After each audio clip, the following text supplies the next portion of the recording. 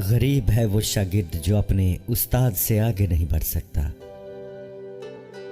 कोई भी चीज इतनी मजबूत नहीं है जितनी खामोशी।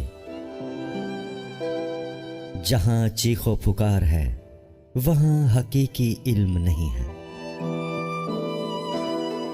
जो कभी किसी इंसान पर भरोसा नहीं करता वो कभी धोखा नहीं खाता।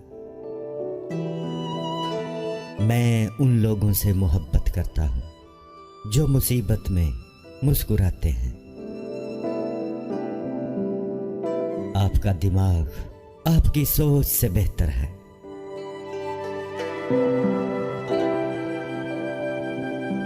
मैं गरीब नहीं हूं। गरीब वो है जो बहुत सी चीजों की ख्वाहिश रखते हैं। जिंदगी में आईने की तरह बने, अपने इर्द गिर्द की हर चीज को जज़ब करें और किसी चीज के बारे में दूसरों को पता न चलने दें।